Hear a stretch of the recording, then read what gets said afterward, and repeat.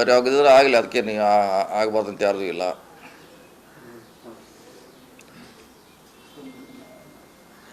ಇನ್ನೂ ಅವ್ರ ಮೇಲೆ ಏನೂ ಸಾಬೀತಾಗಿಲ್ಲ, ಬದಲಾವಣೆ ಪ್ರಶ್ನೆ ಬರೋದಿಲ್ಲಲ್ಲ.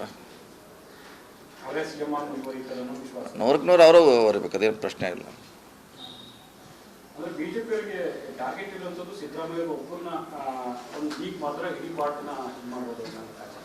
ಆ ಸ್ಟ್ರಾಟಜಿ ಇರ್ಬೋದು. ಯಾಕಂದರೆ ಇಡೀ ದೇಶ ತುಂಬ ನಾವು ಕಳೆದ 10 ವರ್ಷಗಳು ನೋಡಿದಿಲ್ಲ BJP ಯಾವ ರೀತಿ ಅವ್ರು ಇರೋದು ಸರ್ಕಾರಗಳ ವಿರುದ್ಧ ಕೆಲಸ ಹೆಂಗೆ ಮಾಡ್ತಾರೆ ಅವರು ಅಂತ ಸಾಕಷ್ಟು ನೋಡಿ ಉದಾಹರಣೆಗಳಿದೆ ನಮ್ಮ ಕಣ್ಣು ಮುಂದೆ. ಅದರಲ್ಲಿ ಸಿದ್ದರಾಮಯ್ಯವ್ರನ್ನ ಟಾರ್ಗೆಟ್ ಮಾಡಿದ್ದಾರೆ ಅವರು. ಸೊ ಇದರಲ್ಲಿ ನಾವು ಕಾನೂನು ಹೋರಾಟ ಮಾಡೋದು ಅವಶ್ಯಕತೆ ಇದೆ, ರಾಜಕೀಯ ಹೋರಾಟ ಮಾಡೋದು ಕೂಡ ಭಾಳ ಅವಶ್ಯಕತೆ ಇದೆ. ಅದು ಈ ಮೂಡ ಪ್ರಕರಣ ಮತ್ತು ಕಾನೂನು ಹೋರಾಟ ಶುರುವಾದ ನಂತರದಲ್ಲಿ ಆಡಳಿತಾತ್ಮಕವಾಗಿ ಒಂದು ಸ್ವಲ್ಪ ಹಿನ್ನಡೆ ಆದಂಗೆ ಆಗಿದೆ. ಟೈಮಿಂಗ್ ಆಗಿರ್ಬೋದು, ಆದರೂ ಶಾಶ್ವತವಾಗಿರೋಲ್ಲ. ಟೈಮಿಂಗ್ ಆಗಿರ್ಬೋದು ರೀ, ಮುಂದೆ ಸರಿ ಹೋಗ್ತೈತೆ. ಈಗೆಲ್ಲ ರೂಟೀನ್ ಕೆಲಸ ಆಗ್ತಾ ಇದ್ದಾವೆ. ಅವರು ಸಭೆ ಸಮಾರಂಭಗಳಿಗೆ ಅಟೆಂಡ್ ಆಗ್ತಿದ್ದಾರೆ. ಒಂದು ಕಡೆ ನಾನು ಹೇಳಿದಂಗೆ ಕಾನೂನು ಹೋರಾಟ, ಒಂದು ಕಡೆ ಆಡಳಿತ, ಇನ್ನೊಂದು ಕಡೆ ಸಂಘಟನೆ. ಪ್ಯಾರಲಲ್ ಆಗಿ ನಾವು ಟೈಮ್ ಕೊಡಬೇಕಾಗ್ತೈತೆ. CM ಅವ್ರು ಕೊಡ್ತಾ ಇದ್ದಾರೆ.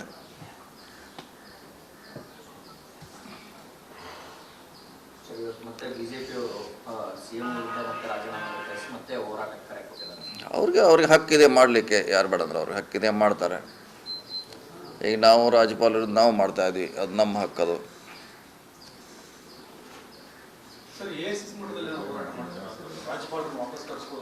ಇಲ್ಲ, ಅದು ನನಗೆ ಗೊತ್ತಿಲ್ಲ. ಅದು ಅವರ ಹೈಕಮಾಂಡ್ ಮಟ್ಟದಲ್ಲಿ ನಿರ್ಧಾರ ಆಗಬೇಕು. ನಾವು ಈ ರಾಜ್ಯ ಮಟ್ಟದಲ್ಲಿ ಮಾತ್ರ ನಿನ್ನೆ ಜಿಲ್ಲಾ ಕೇಂದ್ರದಲ್ಲಿ ಮಾಡಿದ್ವಿ, ಇನ್ನೂ ತಾಲೂಕು ಮಟ್ಟದಲ್ಲಿ ನೆಕ್ಸ್ಟ್ ಪ್ಲ್ಯಾನಲ್ಲಿ ಮಾಡ್ತೀವಿ.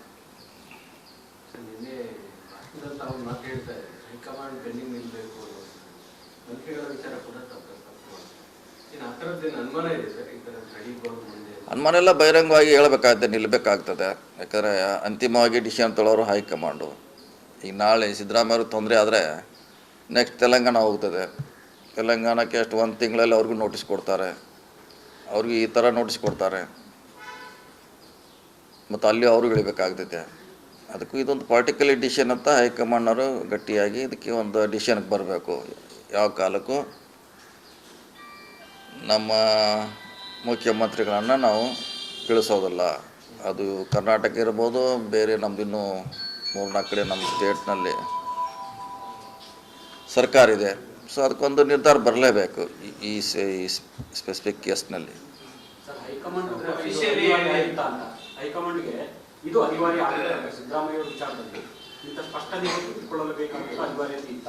ಈಗಾಗಲೇ ಹೇಳಿದ್ದಾರೆ ಅವರು ಪ್ರಶ್ನೆಯಲ್ಲಿ. ಈಗಾಗಲೇ ಹೈಕಮಾಂಡ್ ಅವರು ಕೂಡ ನಿಮ್ಮ ಜೊತೆ ಇದ್ದೀವಿ ಅಂತ ಹೇಳಿದ್ದಾರೆ.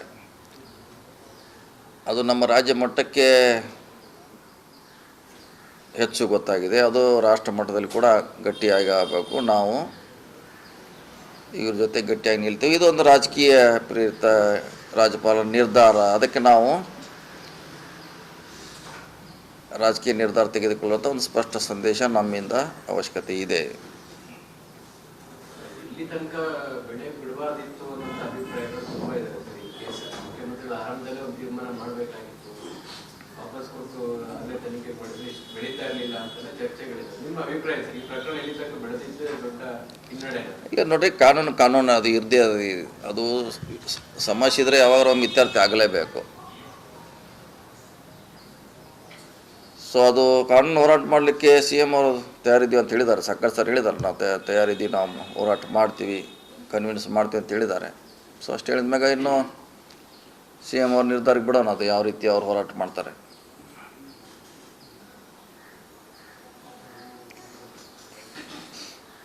ಸರ್, ನಾಳೆ ಮುಂದಿನ ದಿನಗಳಲ್ಲಿ ಒಂದು ರೀತಿ ಸನ್ನಿವೇಶಗಳು ಬದಲಾದರೆ ಮುಂದಿನ ದಿನಗಳಲ್ಲಿ ಅಂದರೆ ನೀವು ಹೇಳ್ತಾರೆ 2028 ಟ್ರೈ ಮಾಡ್ತೀನಿ ಅಂತ ಸನ್ನಿವೇಶನ ಸೃಷ್ಟಿಯಾದರೆ ನೀವು ಮಾನಸಿಕವಾಗಿ ರೆಡಿ ಇರ್ತೀರಾ?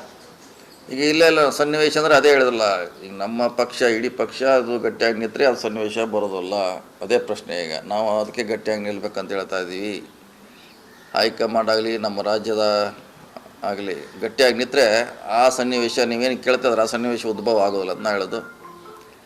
ಇವತ್ತು ಕರ್ನಾಟಕ, ನಾಳೆ ತೆಲಂಗಾಣ, ನಾಳೆ ಹಿಮಾಚಲ ಪ್ರದೇಶ, ಈ ಥರ ಗವರ್ನರ್ ಪರ್ಮಿಷನ್ ಕೊಟ್ಟರೆ ಮತ್ತು ನಾವೆಲ್ಲ ಮುಖ್ಯಮಂತ್ರಿ ಖಾಲಿ ಆಗಬೇಕಾಗ್ತದೆ. ಅದಕ್ಕೆ ಗಟ್ಟಿಯಾಗಿ ನಿಲ್ಲಬೇಕು. ಇದು ರಾಜಕೀಯ ನಿರ್ಧಾರ, ಅದಕ್ಕೆ ನಾವು ರಾಜಕೀಯವಾಗಿ ಗಟ್ಟಿಯಾಗಿ ನಿಲ್ತಂತ ಸಂದೇಶ ಕೊಡಬೇಕು ಎಲ್ಲ ಕಡೆ. ಹೈಕಮಾಂಡ್ ಒಂದು ಅಧಿಕೃತವಾಗಿ ಘೋಷಣೆ ಬರಲಿ ಅಂತ ಎಕ್ಸ್ಪೆಕ್ಟ್ ಮಾಡೋದು. ಈಗಾಗಲೇ ಹೇಳಿದ್ದಾರೆ ಅವರು, ಫೋನ್ ಮುಖಾಂತರ ಅವ್ರಿಗೆ ಇಂಡಿವಿಜುವಲ್ ಮಾತುಕತೆ ಮಾಡಿ ಹೇಳಿದ್ದಾರೆ. ಅದು ಸಾರ್ವಜನಿಕವಾಗಿ ಹೇಳಿದರೆ ಬಿ ಜೆ ಪಿ ಅವ್ರ ಹೋರಾಟ ನಿಲ್ಲಬಹುದು.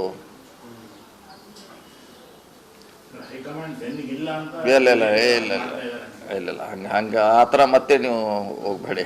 ನಂದು ಕ್ಲಿಯರ್ ಕಟ್ ಇದೆ, ಆ ಥರ ಇಲ್ಲ. ಸೊ ಸ್ಪಷ್ಟವಾಗಿ ಅಂದರೆ ರಾಜ್ಯಪಾಲರು ಏನೇ ಅನುಮತಿ ಕೊಡಲಿ, ಅವರು ಮಂತ್ರಿಯಾಗಿ ಮುಂದುವರಿತಾರೆ. ಅದು ನಾವು ಮುಂದೆ ಕಾನೂನು ಹೋರಾಟ ಮಾಡ್ತೀವಿ ಅನ್ನೋದು ಅಷ್ಟೇ, ಸಿಂಪಲ್ ಆಗಿದೆ. ಇದರಲ್ಲಿ ಏನೋ ಕನ್ಫ್ಯೂಷನ್ ಏನಿಲ್ಲ. ನಿನ್ನೆ ರಾಜ್ಯಪಾಲರ ವಿರುದ್ಧ ಇದು ಕೂಡ ಎಲ್ಲ ಸಚಿವರು ಎಲ್ಲ ನಾಯಕರು ತುಂಬಾ ಅಗ್ರೆಸಿವ್ ಆಗಿ ಮಾತಾಡಿದ್ರು. ಬಟ್ ಲೀಗಲಿ ಆಗಿ ಅವ್ರ ವಿರುದ್ಧ ಏನಾದರೂ ಆಕ್ಷನ್ ತಗೊಳ್ಳಕ್ಕೆ ಅಥವಾ ಹೋರಾಟ ಮಾಡ್ಲಿಕ್ಕೆ ಏನಾದರೂ ಆಪ್ಷನ್ ಇದೆ? ಇಲ್ಲ, ನಾವು ಪ್ರತಿಭಟನೆ ಮಾಡೋದು ಅಷ್ಟೇ. ಲೀಗಲ್ ಆಗಿ ಆಕ್ಷನ್ ತೊಗೊಳಕ್ಕೆ ಏನಾಗೋಲ್ಲ, ಯಾಕಂದ್ರೆ ಏನು ಇಲ್ಲವೇ ಇಲ್ಲ. ನಾವು ಅದು ನ್ಯಾಯಾಲಯ ಹೇಳಬೇಕಾಗ್ತದೆ. ಭಾಳಷ್ಟ್ರಾಗ ರಾಷ್ಟ್ರಪತಿಗಳಿಗೆ ಹೋಗಿ ಏನಾದರೂ ಈಗ ನ್ಯಾಯಾಲಯದಲ್ಲಿ ಅವ್ರದ್ದು ಕೂಡ ಕ್ವಶನ್ ಆಗಿದೆ. ಭಾಳಷ್ಟು ಗವರ್ನರ್ ಬಗ್ಗೆ ನ್ಯಾಯಾಲಯಗಳು ಹೇಳಿದೆ, ನೀವು ತಪ್ಪು ಮಾಡಿದ್ರಂತ. ಇಂದಕಲ್ಲಿ ಭಾಳಷ್ಟು ಕಡೆಯಲ್ಲಿ ಕೋರ್ಟ್ ಮಾಡಿದೆ. ಹಂಗೇನಾದ್ರೆ ಅಲ್ಲಿ ಹೇಳ್ಬೇಕು ಹೊರತಾಗಿ ನಾವು ಹೇಳಲಿಕ್ಕೆ ನಮಗೇನು ಅಧಿಕಾರ ಇಲ್ಲ. ನಾವು ಭಾಳಾರ ಪ್ರತಿಭಟನೆ ಮಾಡ್ಬೋದು ಅಷ್ಟೇ. ನೀವು ವಾಪಸ್ ಹೋಗ್ಬೇಕು, ಇಷ್ಟನ್ನು ಬಿಟ್ಟರೆ ನಮ್ಮ ಕಡೆ ಏನು ಅಧಿಕಾರ ಇಲ್ಲ. ರಾಷ್ಟ್ರಪತಿಗಳಿಗೆ ಹೋಗಿ ಭೇಟಿಯಾಗುವಂಥದ್ದು ಮಾಡೋದು ಅದು ಅದಿದೆ, ಅದು ಚರ್ಚೆ ನಡೀತಾ ಇದೆ. ಭೇಟಿ ಆಗಬೇಕು, ಚರ್ಚೆಯಲ್ಲಿ ಇದ್ದಾರೆ. ಅಂತಿಮವಾಗಿ ಅಧ್ಯಕ್ಷರು ಸಿ ಎಮ್ ಅವ್ರು ಡಿಸಿಷನ್ ತೊಗೋಬೇಕು. ಚರ್ಚೆ ಆಗಿದೆ ನಮ್ಮ ಮಂತ್ರಿ ವಲಯದಲ್ಲಿ, ರಾಷ್ಟ್ರಪತಿ ಕೂಡ ಭೇಟಿ ಆಗಬೇಕಂತ. ಆದರೆ ಸಿ ಎಮ್ ಅವರು ಅದಕ್ಕೆ ಅಧ್ಯಕ್ಷರು ಅಂತಿಮವಾಗಿ ಹೇಳಬೇಕಲ್ಲ ಅವರು. ಅದು ಹೈಕಮಾಂಡದಲ್ಲಿ ಹೇಳಿದಿಲ್ಲ, ಪದೇ ಪದೇ ಹೇಳಿದ್ವಿ ನಾವು. ಹೈಕಮಾಂಡ್ ಅದು ಅವ್ರಿಗೆ ನಿರ್ಧಾರಕ್ಕೆ ಬಿಟ್ಟಿದ್ದು, ಅದು ಅವ್ರು ಮಾಡಬೇಕು. ಇಲ್ಲ, ಅದ್ರ ಬಗ್ಗೆ ನಮ್ಗೆ ಗೊತ್ತಿಲ್ಲ. ಅವರೇ ಹೈಕಮಾಂಡ್ ಅದ್ರ ಬಗ್ಗೆ ನಿರ್ಧಾರ ಮಾಡ್ತಾರೆ ಏನಂತ. ಇಲ್ಲ, ನಮ್ಮನ್ನೇನು ಅಪ್ರೋಚ್ ಮಾಡಿಲ್ಲ ಅದ್ರ ಬಗ್ಗೆ.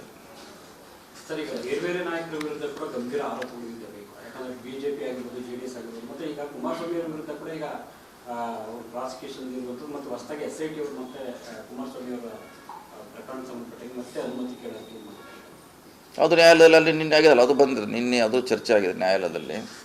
ಇನ್ನೇನಿದ್ರು ಎಲ್ಲ ಒಟ್ಟಿಗೆ ನ್ಯಾಯಾಲಯ, ಇನ್ನೇನು ಹೊರಗಡೆ ಮಾತಾಡೋದು ಅವಶ್ಯಕತೆ ಇಲ್ಲ. ಯಾಕಂದ್ರೆ ಅದು ಪ್ರಸ್ತಾಪ ಆಗಿದೆ.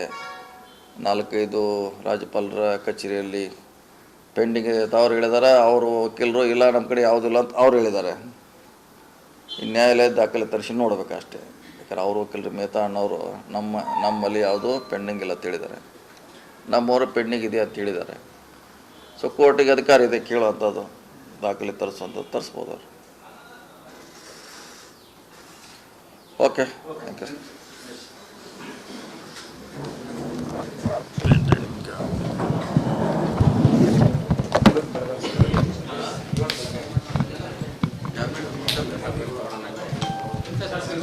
ಎರಡು ಇದೆ ಅವತ್ತೇ